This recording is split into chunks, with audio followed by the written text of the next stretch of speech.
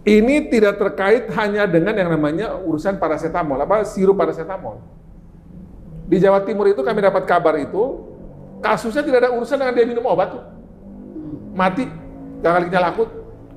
Nah, jadi ini mesti duduk bersama dulu, menurut saya duduk bersama, diskusi, kajian, investigasi bersama dari berbagai pihak ini, lalu kemudian keterangannya itu dari atas nama pemerintah, duduk semua, jangan lagi Badan POM bicara sendiri, keterangan sendiri, Kemenkes sendiri, dan semua institusi tadi, IDA semua bicara masing-masing. Ini membuat kayaknya masyarakat bingung, karena masing-masing lembaga bicara atas kepentingan dia, gitu, perspektifnya dia. Gitu.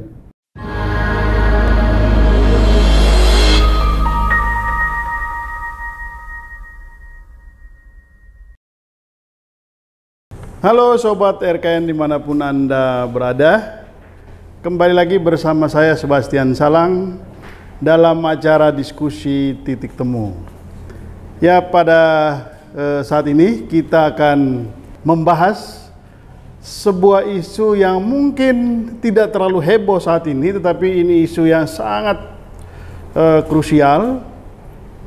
Sudah begitu banyak korban ya akibat tragedi gagal ginjal atau misteri gagal ginjal yang beberapa hari ini itu sedang, paling tidak pemerintah sedang berpikir keras bagaimana cara mengatasinya dan mengungkap misteri di balik sakit atau penyakit yang aneh ini gitu. Nah, untuk membahas masalah ini saya sudah bersama dengan narasumber yang luar biasa dan sangat kompeten untuk membicarakan atau membahas persoalan ini, yaitu Bang Melky Lakalena. Beliau adalah Wakil Ketua Komisi 9 DPR RI. Bang Melky, selamat bergabung. Selamat sore. Selamat sore, Pak Bung Sebas, Dr. Erven, dan Bung Insinyur Sitorus. Biasa gue lihat dari dulu nih, aktif terus. Siap. Ya, seperti yang tadi saya bilang di awal, kita sudah bergabung dengan Mbak Melky Lakalena, Wakil Ketua Komisi 9 DPR RI. Tadi kita sudah mendengar dari Bang Sitorus, dari Dr. Erwin. Nah, sekarang kita mendengar dari Bang Melky dulu.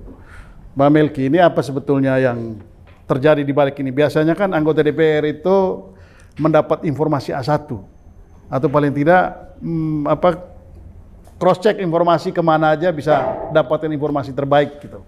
Apa yang terjadi dengan ini? Menurut dokter tadi ini masih misteri. Menurut Bang Sitorus juga ini masih misteri ini. Gitu, bisa terungkap nggak ini? Nah, karena semuanya bilang masih misteri ya, kita pakai asumsi ya. Asumsi sekarang.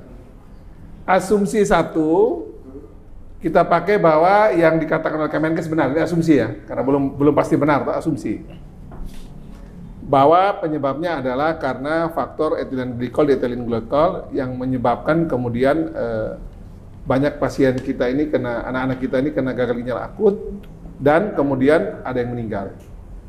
Tadi angkanya itu saya hitung sudah 55% itu dari total yang sakit dan yang meninggal, sudah cukup tinggi nih.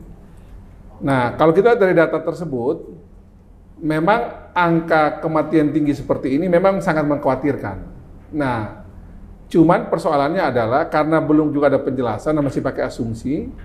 Pertanyaan kita adalah apakah asumsi bahwa penyebabnya ini karena sirup yang mengandung paracetamol ini benar gitu. Karena masih asumsi, masih belum diteliti. Kalau Badan POM itu sudah clear, dia bilang sekarang ada 5 jenis obat yang kemudian dianggap itu melebihi kadar yang ditetapkan oleh Farmakope Indonesia. Itu ada 5 yang sudah diungkapkan, malah sudah pakai bicara soal mereknya maupun siapa yang distributornya, pabriknya. Dibanding Kemenkes, memang Badan POM lebih teknis akhirnya penjelasannya. Cuma yang saya sayangkan dari awal, dan saya sudah dorong dari semenjak awal saya tahu kasus ini adalah, daripada Badan POM kasih bicara sendiri, kasih keterangan, Kemenkes sendiri, IDAI sendiri, ngapain sih mereka nggak duduk bersama sih? Duduk bersama bertiga ini, maupun kalaupun ada pun tambahan nanti dari Puslapor Polri misalnya, ataupun juga dari otoritas yang lain ya, dari kampus dan yang lain ini, duduk bersama, bahas bersama, kaji bersama, cek bersama, lalu kemudian kasih keterangan bersama. Dari pertama kali ini masing-masing semua nih, Badan POM ngomong sendiri, Kemenkes ngomong sendiri, IDAI ngomong sendiri, kadang-kadang ngomong mereka revisi lagi, mereka punya komentar itu. Nah kalau semua masing-masing ngomong sendiri model begini ini, kita bisa mengatakan bahwa semua akan bicara dari segi apa yang menjadi kewenangannya, gitu, perspektifnya. Nanti bagian tertentu dia bilang ini bagian dari Kemenkes punya, Kemenkes bilang ini bagian dari Badan POM punya, kan menjadi akhirnya kita tidak pernah mendapatkan keterangan yang utuh dari pemerintah terkait dengan kejadian ini. Ini satu, bicara asumsi nih. Yang kedua, ternyata juga beberapa kejadian yang kami cek itu, Bang Sebas, saya kira mungkin Dr. Ervan dan Bang Iskandar itu juga sudah sedikit menyinggung ya. Ini tidak terkait hanya dengan yang namanya urusan paracetamol, sirup paracetamol. Di Jawa Timur itu kami dapat kabar itu, kasusnya tidak ada urusan dengan dia minum obat tuh. Mati, gagal ginjal akut. Itu dia. Saya kebetulan kemarin tuh ketemu langsung dengan dokter yang menangani pasien di Sumba Barat, dokter anak, dokter Ando namanya. Saya cek betul detail bagaimana sampai pasien ini meninggal di Sumba Barat. Saya diskusi panjang sama dia. Jadi saya pikir gini ya, kita jangan terlalu terburu-buru mengatakan bahwa ini penyebabnya itu misalnya tunggal. Kemudian karena penyebabnya tunggal itu, kemudian seluruh bagian dari urusan itu kemudian harus di hold, dan lebih daripada itu kemudian harus kita kasih obat ini gitu. Nah sementara penyebab ini tidak tunggal. Dan juga karena ini penyebabnya tidak tunggal juga itu berarti proses investigasi kajian terhadap masalah ini harusnya berjalan dengan sekali lagi tidak mengatakan bahwa ini adalah suatu peristiwa yang tunggal karena satu hal. Karena kemarin juga sempat muncul, apakah ini kaitan dengan urusan menyangkut vaksin COVID misalnya. Nah ini masih dicek. Apakah ini terkait dengan jenis juga tadi ya dibilang oleh Bang Iskandar sama mungkin Dr. Ervan tadi bilang, apakah ini ada dengan produk makanan tertentu, minuman tertentu yang mungkin anak-anak konsumsi di luar urusan obat paracetamol ini. Nah jadi ini masih duduk bersama dulu, menurut saya duduk bersama, diskusi kajian investigasi bersama dari berbagai pihak ini, lalu kemudian keterangannya itu dari atas nama pemerintah duduk semua, jangan lagi Badan POM bicara sendiri, keterangan sendiri, Kemenkes sendiri dan semua institusi tadi, IDAI semua bicara masing-masing. Ini membuat kayaknya masyarakat bingung karena masing-masing lembaga bicara atas kepentingan dia gitu, perspektifnya dia. Gitu. Demikian Bang. Oke, jadi mesti duduk bersama. Kalau gitu kita langsung tanya aja. Itu gimana nih usulan dari Bang Iskandar? Ya, saya kira begini. Investigasi yang dari awal kan sudah dibuat oleh masing-masing, terutama Badan POM dan Kemenkes. Ternyata juga kita lihat belum juga memenuhi eskalasi kejadian dan kasus ini. Betul. Jadi Badan POM sudah melakukan, ternyata juga itu eskalasinya ini naik terus nih. Kemenkes juga demikian. Nah saat ini juga aspirasi yang tadi Bang Iskandar tadi sampaikan itu semalam juga sudah saya dengar sudah dirapatkan. Jadi Kemenko, PMK, Pak Muhadjir Effendi itu sudah mengundang baik dan juga merapatkan ini ya dengan Kemenkes, dengan Badan POM, dengan Menteri Perindustrian, dengan Kapolri, saya dengar sudah ada pembicaraan-pembicaraan tersebut. Dan nampaknya juga polisi akan diminta untuk juga masuk nih sekarang. Dan kami dari Komisi 9 sangat mendukung. Komisi 9 akan mendukung dan secepat-cepatnya kan kami akan mulai masuk sidang kan awal November nih. Ini sambil juga kita menunggu pembukaan sidang, kita komunikasi dulu sama teman-teman di Komisi 3 ya, yang mengurus tentang institusi hukum. Kami akan juga minta untuk nanti sambil menunggu kita punya waktu rapat resminya ini, tapi kita minta agar polisi juga sudah punya dasar dan alasan untuk masuk. Betul. Karena ini sudah kejadian yang luar biasa. Menimbulkan kematian dan ini eskalasinya makin tinggi nih. Hari ini juga misalnya saya dapat laporan di kampungnya Bang Sebas ini di Manggarai, lapor sudah ada 7 orang nih terindikasi kena gagal ginjal akut anak di kampungnya Bang Sebas di Manggarai. Ya. Ini sudah ada juga. Jadi memang para pemirsa radio RKN dan jaringan-jaringan mitra radio di berbagai kota yang ada, kejadian ini sekarang ini karena sudah meluas dan eskalatif, saat ini adalah setiap kejadian yang kurang lebih seperti kita alami ini, ada anak-anak usia bukan cuma usia terbatas sampai 11-18 tahun ini masuk kategori kena semua ini. Jadi sekarang ini yang kena ini anak-anak bukan usia yang di bawah 1 tahun, 1 sampai 5 tahun, 6 sampai 11-18 tahun, juga sekarang kena dalam kategori gagal ginjal akut ini. Yeah. Nah untuk itu apabila di lapangan ditemukan ada kejadian anak-anak seperti ini, mereka muntah, diare, kemudian tidak kencing, saya ulangi lagi tidak kencing, ini yang paling penting ini. berarti ginjalnya sudah berarti bermasalah, nah sekarang dilaporkan. Kejadian kemarin di Sumba yang saya ngobrol sama teman yang dokter ini, dia bilang, itu mereka karena anaknya ini tidak bisa lagi kencing, mau cari untuk alat hemodialisanya, itu ternyata di tempatnya nggak ada. Di NTT itu satu NTT katanya nggak ada. Mau di Kupang juga nggak bisa, terus harus ke Sangla. Lagi keluarga berembuk untuk membawa ke Sangla, pasien meninggal. Oke, ya saya ke Bung Melki dulu. Dengan perkembangan kasus ini yang sudah semakin tinggi, kira-kira langkah apa saja yang strategis yang dilakukan kira-kira ke depan? Ya, karena kan kita nggak bisa saling menyalahkan juga kan? Ya. Kalau kita lihat pertama yang sudah terlanjur atau sudah diambil oleh Kemenkes adalah menahan seratusan lebih merek obat yang kemudian disuruh untuk di hold dulu, tidak boleh dijual sampai dengan dibuktikan sebaliknya. Jadi karena asumsi ini tidak bisa dijual sampai dengan membuktikan sebaliknya. Dan sekarang ini pasti akan ada komplikasi baru ini. Dengan banyaknya obat-obat untuk anak-anak yang ditahan itu, sakit lagi. Sekarang kalau dia sakit dia pakai minum obat apa? Ini masalah baru lagi nih. Kita tidak sedang menyelesaikan masalah ini secara langsung pada sumber pokok masalah, tapi ketika anak-anak sakit butuh obat ini dan tidak bisa dikonversi atau tidak bisa dipakai obat lain, ini anak mau kita kasih dia obat apa? Timbul masalah baru. Sekarang mulai ada tadi siang saya dengar itu, nanti kalau dia sakit demam panas itu dikasih bawang merah lah, dikasih ya puyer yang ditumbuk-tumbuk lah. Ini kan sekarang tergantung dari orang per orang yang akan menggunakan obat tersebut.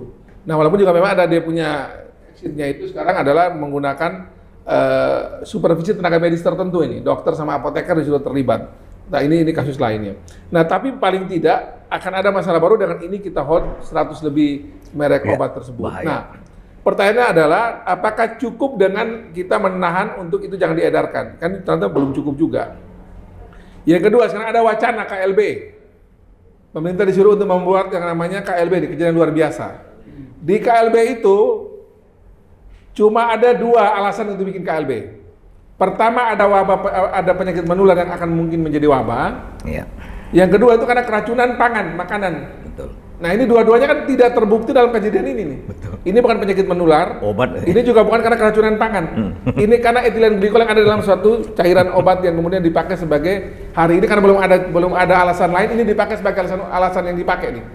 Nah KLB nggak mungkin ini. Nah, instrumen hukum apa yang bisa kita pakai sekarang ini? Kecuali peraturan menteri ini, Menteri Kesehatan ini dirubah. Ada tambah lagi kejadian kayak macam model etilen glikol ini. Sehingga kemudian ini bisa disebut sebagai KLB, kemudian energi bangsa ini bisa kita arahkan ke sana. Ini beda sama COVID ya. Kalau COVID ini dia menjadi suatu keputusan berdasarkan undang-undang yang kemudian membuat seluruh energi bangsa kita larinya ke situ. Nah, ini belum nih. Sekali lagi penyebab utama karena kita belum tahu secara mendasar, secara benar, clear ini masalah apa. Nah sehingga yang paling mungkin adalah, menurut saya paling mungkin adalah masyarakat harus dibikin tenang nih Pak Bang Sebas. Dibikin tenang dengan cara yang sudah ada kejadian ini sekarang itu kan tinggal dicek tadi sekarang itu. Yang tadi dibilang oleh Bang Iskandar Sitorus sama Dr. Ervan, ini kan tinggal kita otopsi aja. Iya. Dicek aja memang kejadian ini karena apa gitu. Sehingga faktor-faktor yang di luar urusan sirup ini itu yang bisa diketengahkan. Dan itu kita buka saja kan, Pak Jokowi sudah bilang kan, buka saja apa adanya. Buka saja apa adanya itu bukan terkait dengan hanya urusan daftar nama obat sirup yang mengandung paracetamol, tapi semua sebab dan potensi kejadian ini karena itu dibuka aja apa adanya. Semua dinkes se-Indonesia, karena sudah 22 provinsi itu semua sudah gerak sekarang. Temukan apa penyebab yang bisa menjadi catatan dari lapangan. Penyebabnya kemudian potensi A, B, C, D. Jadi yang tadi kami sampaikan ini kan bahkan dari potensi atau yang menjadi penyebabnya itu semua kita buka aja.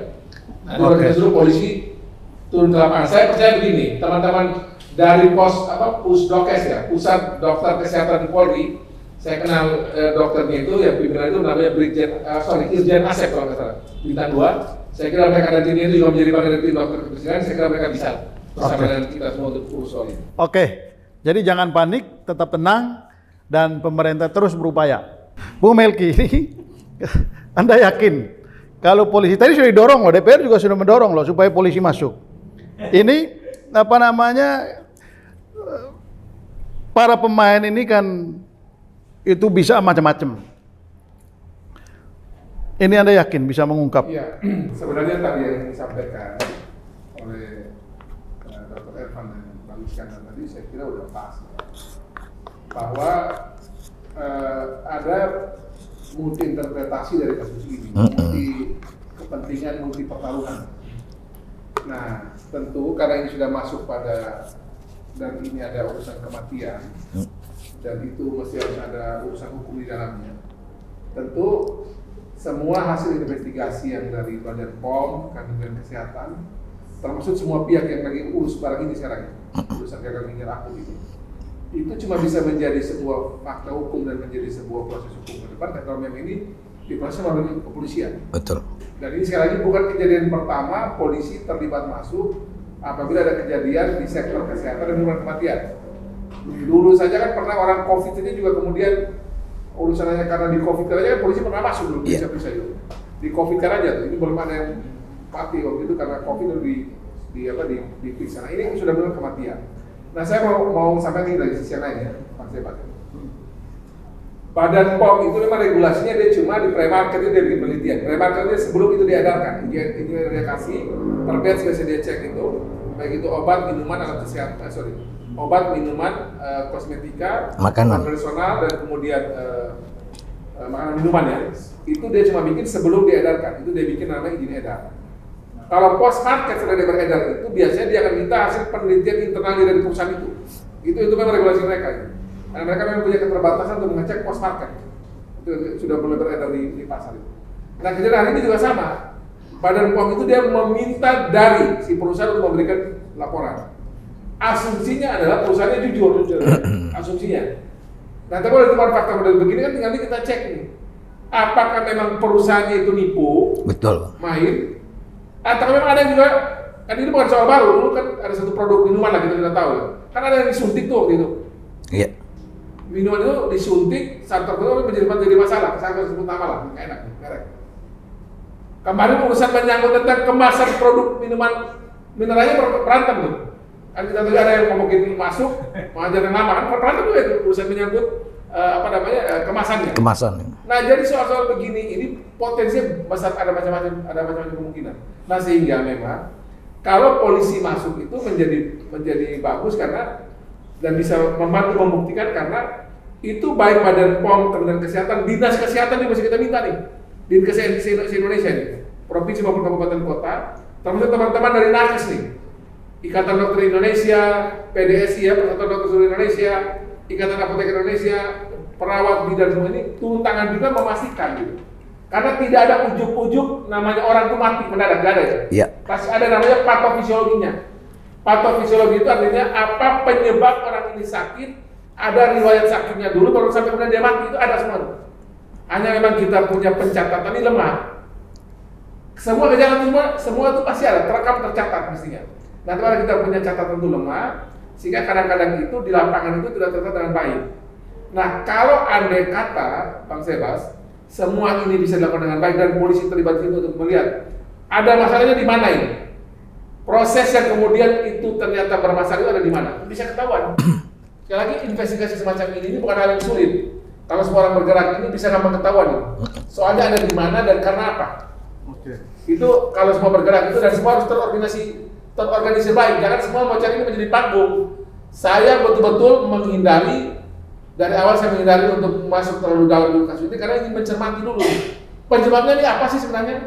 Tapi jangan ini menjadi panggung untuk urusan politik atau urusan bisnis, ini nggak boleh nih. Saya ingatkan lagi nih para pejabat publik yang lagi ngurus soal ini juga nih, tolong ini bukan panggung politik, bukan panggung bisnis, kita mesti urus baik-baik ini. Sama kayak kita urus COVID dengan baik itu akhirnya bisa selesai dengan baik. Nah ini juga saya pikir kalau kita urus bersama-sama, kerja bareng bersama, gotong royong, mudah-mudahan kita bisa tangani dengan baik. Nah, ke Bu Melki, kita ini sudah di menit-menit terakhir. Dari seluruh diskusi kita, apa yang Bu Melki simpulkan sekaligus closing statement? Ya, ini saya buka data dulu biar sebelum saya tutup, ini ada judulnya bagus. Data Kemenkes dari tanggal 21 Oktober 21 Oktober terakhir kemarin ya. Kasus ada 21 kasus, meninggal 133, jadi sudah 55%. didominasi balita 153 kasus, 1 sampai 5 tahun. Kemudian 6 sampai 10 tahun itu 37 kasus. Kemudian di bawah 1 tahun itu 26 kasus, dan ada juga di 11-18 tahun nih 25 kasus. Dan hari ini pasti bertambah. Dan menurut saya ini fenomena puncak gunung es. Iya. Yang ketahuan itu pasti akan jauh lebih sedikit yang tidak ketahuan. Yang sudah diidentifikasi dan dilaporkan ini akan jauh lebih sedikit daripada yang belum diidentifikasi dan dilaporkan. Sehingga karena kasus ini sudah sedemikian eskalatifnya, dan sekali lagi kali ini belum tahu penyebab utamanya apa, sehingga masyarakat harus diberikan edukasi yang sebesar-besarnya dulu, jangan diberikan ketakutan dulu nih. Edukasi harus didahulukan, Bang Sebas. Karena kalau sudah masyarakat takut, nanti sama kayak COVID dulu waktu awal mula, orang takut lapor. Nah ini sudah menuju ke sana dari sekarang. Orang takut lapor, yang punya masalah yang takut lapor, tenaga kesehatan di bawah akhirnya juga menjadi serba salah. Nah padahal kan COVID jauh lebih tidak bisa kita identifikasi awal mula daripada ini. Ini kan sekali lagi bukan soal yang rumit gitu. Kalau ada satu kasus ini, cuma tinggal dia sedot data bagaimana ini anak sakit dan tinggal ini kan sudah bisa diidentifikasi dulu. Dan itu nggak susah ini, Bang Sebas. Ini lagi pada jago-jago semua ini, para dokter, ahli-ahli obat ini, para apoteker mereka ini, dan juga teman-teman yang juga ahli di laboratorium ini, jago-jago semua nih, pengalaman COVID ya. Jadi nggak sulit sebenarnya. Nah cuman jangan ini ego Kementerian Lembaganya didahulukan. Saya tegasin lagi nih. Karena ini saya lihat ini masing-masing itu, mohon maaf ya, kayak kejuruan juga ini, menyelamatkan diri. Kejuruan kan semua menyelamatkan diri, akhirnya sekarang kita jadi bingung sampai bertanggung jawab. Nah sekarang juga sama dengan kejadian ini. Badan POM, Kemenkes, IDAI, GP Farmasi, IPMG, Ikatan Apoteker Indonesia, IDI, PDSI, nah mereka semua ini kan mestinya duduk bersama ini. Iya. Sehingga kemudian ini bisa dilihat dari diterapkan dari berbagai ini, dan kemudian ketahuanlah ini penyebabnya apa dan bisa kita lihat jalan keluar kemana. Penyebabnya tidak harus satu kok, kita juga belum bisa putuskan kok. Bisa ada beberapa kemungkinan, biar kita semua harus buka-bukaan juga. Ini ikut anjuran Pak Jokowi ini. Buka aja berbagai penyebab. Karena penyebut tadi itu paracetamol tadi sudah sirup ya, tadi sudah. Orang sana takut minum paracetamol, ini agak bingung-bingung saya. Karena tidak glikol yang bermasalah bukan paracetamolnya. Yang kedua tadi soal makanan minuman dan sebagainya ya, bisa dicek. Nah, bagaimana cara mencegahnya? Bisa kita dari berbagai perspektif tadi ini. Nah, bagi yang kemudian itu bermasalah, nah itu masih proses hukum. Betul, sepakat. Proses hukum. Siapapun, mau dari DPR ada yang bermain, proses. Dari Kemenkes ada yang bermain, proses. Dari Badan POM ada yang bermain, proses. Oknum itu. Nah, jadi kalau ada oknum-oknum yang bermain dengan nyawa rakyat kayak begini, saya kira polisi tinggal proses aja, tanpa kecuali. Jadi saya kira itu, Pak Jabat. Oke. Ya, terima kasih Bung Melki. Dokter,